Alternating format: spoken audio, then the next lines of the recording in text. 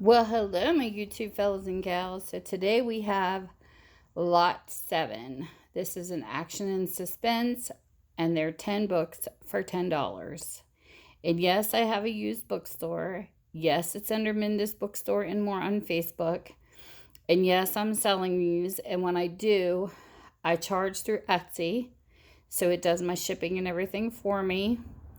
And I can post you the link if you email me or you contact me through Minda's Bookstore and more, and I will have all the information listed below in my description. So the very first book that I have is called Hunting Fear. It's by Kay Hooper. And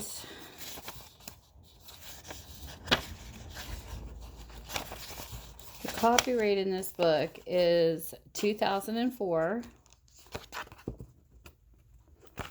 This is what the book looks like, and this is what it's about.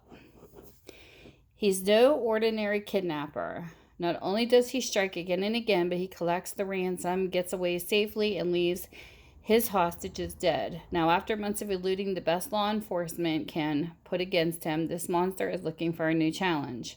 He's no ordinary cop. Lucas Jordan is a profiler in Noah Bishop's special crimes unit, but this uncanny ability to locate missing people comes at a tremendous personal price and stirs mistrust among the hard-nosed cops he's forced to work with.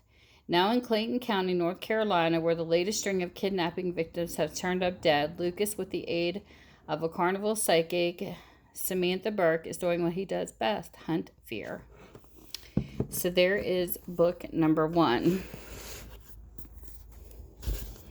Book number 2. This is called Exit Wounds by J.A. Jance. The copyright on this is 2003. This is what the book looks like. This is what it's about. The intense desert heat has brought a nightmare to a small corner of the Southwest. A body lies lifeless in the airless trailer surrounded by 17 others. It is a crime unspeakable in conception and execution, a horror strangely connected to a grisly slaughter in a neighboring state, where the corpses of 2 women are found grossly posed on a rancher's land.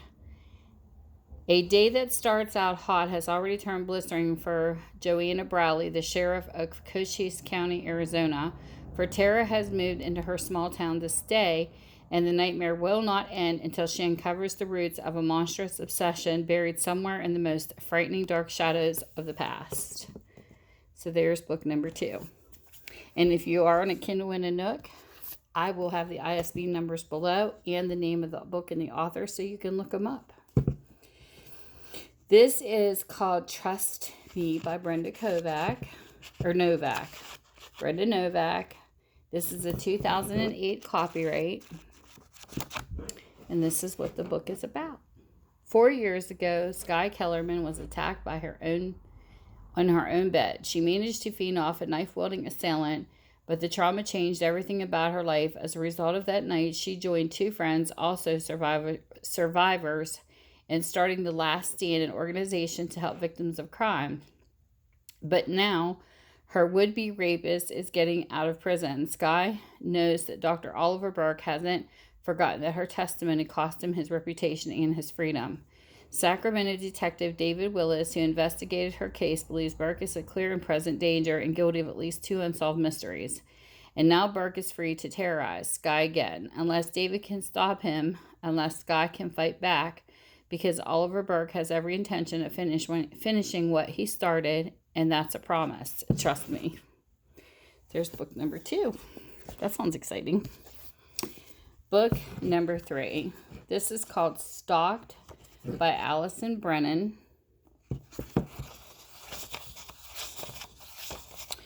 This is a 2012 copyright. The book looks like. This is what it's about. In the game of crime, a new trainee at the FBI Academy in Quantico, Lucy Kincaid has already seen more than her share of murder and mayhem. Still reeling from a sex crime case that sealed her reputation, she's found a true friend and a mentor in Agent Tony Presidio. No matter what goes down in the Bureau, Tony's got her back until he's called to New York to help investigate the murder of a reporter with ties to Lucy. Never played the victim, but the reporter may not be the first victim of a patient killer with a penchant for revenge, and she's definitely not the last. Connections between closed cases, a missing person, and Tony himself lead Lucy to fear for those she cares for most. When the FBI is rocked by the death of one of their own, Lucy seeks the help of her boyfriend, private investigator Sean Rogan, to help put together the puzzle and put her career in jeopardy. But the harder she pushes for answers, the clearer the truth becomes. There's a killer inside Quantico watching her every move, waiting to kill again. So there's book number 4. Book number 5. We have a 1936 The Devil's Opera by Eric Flint and David Carrico. Don't know if that says right, but sorry if it isn't. This is a 2013. This is what the book looks like. And this is what it's about. Love that font. Look at that font back there. Pretty. Okay. Revolution, Murder, and High Notes. 1936, the United States of Europe is on the verge of a civil war. His brain injured in the war with Poland, Adolphus, who is no longer in command, enter Sweden Chancellor Oxenstierna, the leader of aristocratic reaction against democracy. His goal, down the revolution in a bloodbath. In Magdeburg, capital of the USE, Mike Stern's wife Rebecca Abrabanel, these names, Abrabanel is organizing a popular resistance to Oxenstierna's plot. As part of the resistance, the American musician Marla Linda and her company of downtime musical partners are staging an opera that will celebrate the struggle against oppression. But another plot is underway, this one right under the heart of the capital itself, and with murder as its method. The only people standing in the way were a crippled boy and a boxing champion who befriended him, an unlikely pair of policemen. Can the American detective and his downtimer partner thwart the killers before they succeed in their goal? It's not over till the fat lady sings. So there is book number 5. Book number 6. This is by the same author that I just showed you. This one here is 1936, The Viennese Waltz by Eric Flint. And the copyright is 2014. This is what the book looks like. It's got a little crumple right there. And this is what it's about. May I have this dance? The United States of Europe formed an alliance between the Swedish king and the West Virginians, hurled back in time by the cosmic accident. The King of Fire is beset by enemies on all sides, but now as the young new emperor comes to the throne in Austria, an opening has developed. The Austro-Hungarian Empire is on the brink of economic collapse. To the USA sends auto mechanics and financiers to the rescue. However, the mechanics are West Virginia hillbillies. Sorry, I had to. And the financiers are mostly teenage American girls risen to wealth by taking advantage of new opportunities created by the Ring of Fire. Ready to greet them upon their arrival in Vienna is an emperor uncertain of his goals, common folk desperate for work, noblemen with intentions both fair and foul, priests plotting on all sides, and a prince unclear to the distinction between passion and lechery. To put it mildly, a culture clash in the making here. What better way to bridge the gap than create a racetrack for the emperor's new muscle car? And so the dance begins. So there you go. We have book number 6. Book number 7. This is a tribute by Nora Roberts. Nora Roberts sometimes can come off to me as a romance writer, but she's also pretty good with action-packed books. So, I'm putting this under action and suspense. So this one here was written in 2008. So this is what the book looks like. Good shape. This is what it is about. Scylla McGowan, a former child star, has found a more satisfying life restoring homes. So she comes to Virginia's Shenandoah Valley to save a dilapidated farmhouse that once belonged to her grandmother, a legendary actress who died of an overdose more than 30 years ago. Plunging into the project with gusto, Scylla's almost too busy and exhausted to notice their neighbor, graphic novelist Ford Sawyer, determined not to carry on the family traditions of ill-fated romances. Scylla steels herself against Ford's quick charm, though she can't help indulging in a little fantasy. But it's reality that holds its share of danger for Scylla. A cache of unsigned letters, found in the attic points to a mysterious romance in her grandmother's life.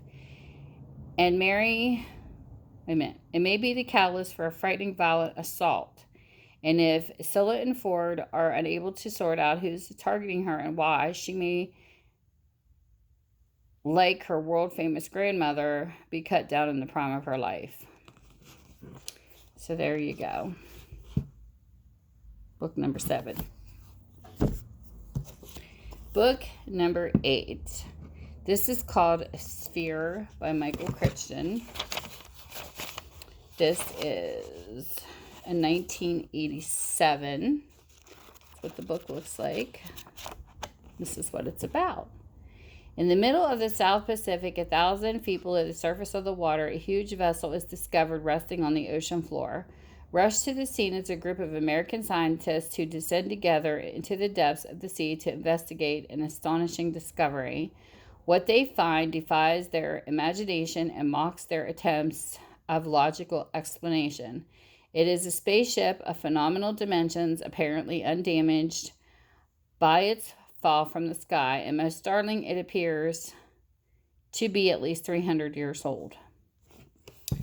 So there is book and number 8. And you can get these books separately if you don't want to buy them in a bundle, but they're 10 for $10, and if I take them out of the bundle, they would be $1.50 a piece. So that's why I tried to bundle them. So there you go. Book number 8. Book number 9. This is Overlord by David L. Coleman.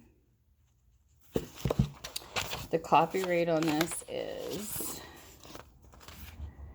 2014. That's what the book looks like. So you see the condition, and this is what it's about. Some believe it began 700 million years ago. Others say it started in 1947 in Roswell, New Mexico. Regardless of its exact origin, the war between the worlds is about to reach its final conclusion.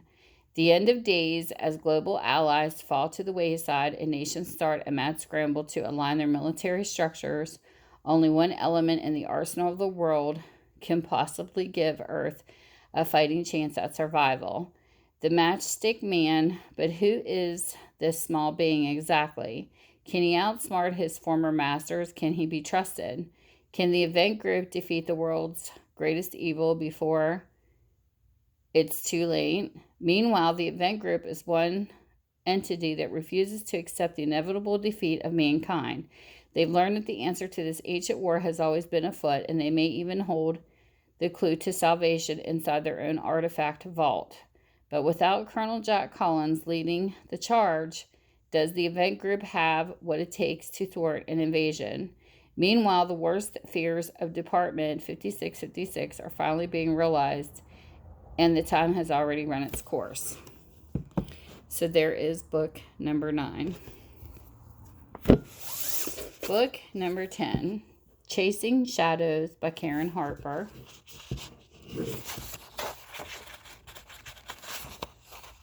This is a 2016 book. That's what it looks like, and this is what it's about.